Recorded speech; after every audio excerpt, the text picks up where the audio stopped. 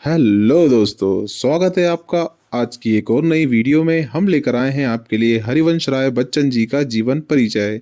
जी हाँ, class 12th के लिए ये जीवन परिचय बहुत ही इम्पोर्टेंट है और आज इस वीडियो में हम आपको सिखाएंगे इनके रचनाओं को निमोनिक स्टाइल से, एक स्टोरी की मदद से। और वीडियो को देखने के बाद आप कहेंगे वाह वाह, ये हुई ना बात। आपको सभी रचनाएं 2 मिनट में याद हो जाएंगी। तो चलिए शुरुआत करते हैं और हम सबसे पहले जानते हैं इनके परिचय के बारे में। तो अगर हम परिचय की बात करें तो इनका जन्म हुआ था सन 1907 में इलाहाबाद में।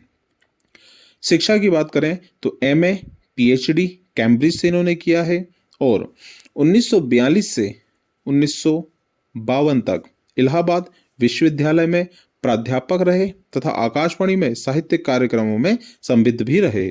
साथ ही विदेश मंत्रालय में हिंदी विशेषज्ञ हुए। बहुत इंपॉर्टेंट पॉइंट हम आपको यहाँ पर दे रहे हैं, इतना काफी रहेगा।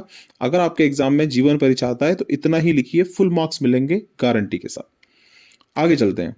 कला पक्ष में आपने सदैव सीधी सादी जीवंत भाषा शैली को ही अपनाया।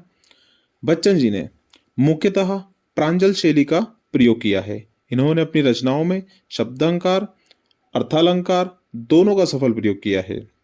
इनके साहित्य में यमक, अनुप्रास, अनुरुक्ति, प्रकाश, उपमा, रूपक, पदमेत्री, मानवीकरण आदि अलंकारों का सुंदर प्रयोग किया गया है। यदि आपको ये सब चीज याद नहीं रहती है तो शब्दालंकार, अर्थालंकार दोनों का सफल प्रयोग किया है और मानकीकरण आदि अलंकारों का सुंदर प्रयोग किया है। इतना काफी होता है, आप इतना ही लिख सकते हैं।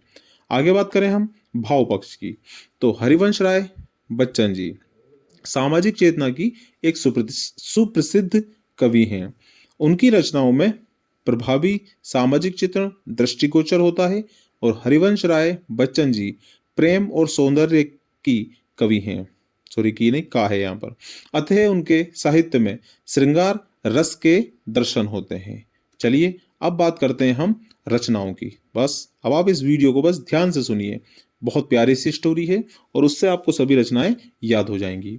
तो चलिए शुरुआत करते हैं। सबसे पहले ये दृश्य है एक स्टूडियो का जहां पर फिल्म की शूटिंग होती है। इस स्टूडियो का नाम है बुद्ध का नाच घर, क्योंकि यहाँ पर नाचते हैं ग्रीन पर्दे पर और फिर उसे क्रोमा की मदद से डिफरेंट डिफरेंट लोकेशन पे दिखाया जाता है।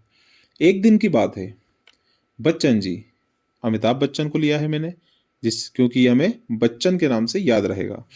तो एक दिन क्या होता है, बच्चन जी शांति से सोफे पर बैठे होते हैं बिल्कुल एकांत में और अपने रेडियो पर गाने सुन रहे होते हैं। तो एकांत में संगीत के मजे ले रहे होते हैं, शांति से सुन रहे होते हैं और बगल में ही उनके एक कलश रखा होता है जिसमें से मधुर सुगंध निकल रही होती है, मधुर मधुर सी सुगंध निकल रही होती है। तो बच्चन जी बुद्ध के नाच घर में एकांत में संगीत सुन रहे हैं और कलश में से मधुर सुगंध आ रही है। कुछ ही देर बाद एक लड़की आती है जिसका नाम है मधु। मधु आकर बच्चन जी से कहती है, बच्चन जी मेरा भी एक नाच घर है, यानी कि डांस क्लासेस है, वहां पर मैं चाहती हूँ एक गेस्ट को बुलाना और वो बच्चों को आकर कुछ डांस के स्टेप सिखाए। तो बच्चन जी कहते हैं कौन है वो शख्स? तो मधु कहती है वो है बाला। बाला कौन है? आप यहाँ पर स्क्रीन पे देख सकते हैं, अक्षय कुमार, जिन्होंने एक बहुत ही फेमस गाना गाया था, बाला बाला शैतान का शाला, राइट। तो उसी से हम याद रखेंगे कि बाला को इन्होंने बुलाया था। अब ये बात कर रही थी कि बाला को मुझे अपनी शाला में बुलाना है। तो मधु को बुलाना था बाला को और मधु की थी वो एक शाला। तो बच्चन जी कहते हैं ठीक है और अपनी असिस्टेंट को आवाज़ लगाते हैं। असिस्टेंट जिसका नाम होता है यामिनी, वो आती है और इस तरह से यामिनी का मुलाकात होती है मधु से, यामिनी का मिलन होता है मधु से। तो ये थी एक छोटी सी स्टोरी।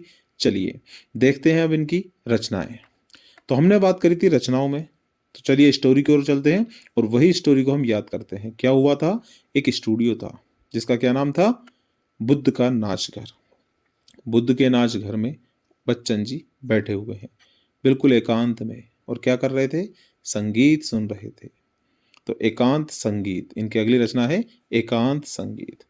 उसके बाद हमने देखा था कि एक कलश रखा हुआ है और कलश में से मधुर मधुर सुगंध आ रही है, मधु कलश। कलश में से मधुर सुगंध आ रही है तो मधु कलश। कुछ ही देर बाद एक लड़की आई थी, क्या नाम था उसका, मधु।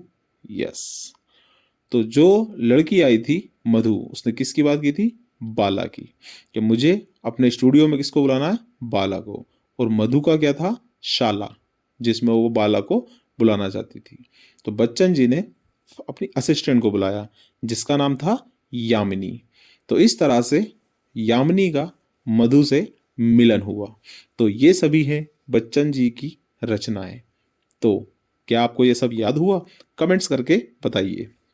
चलिए हम आगे बढ़ते हैं और बात करते हैं साहित्य में स्थान।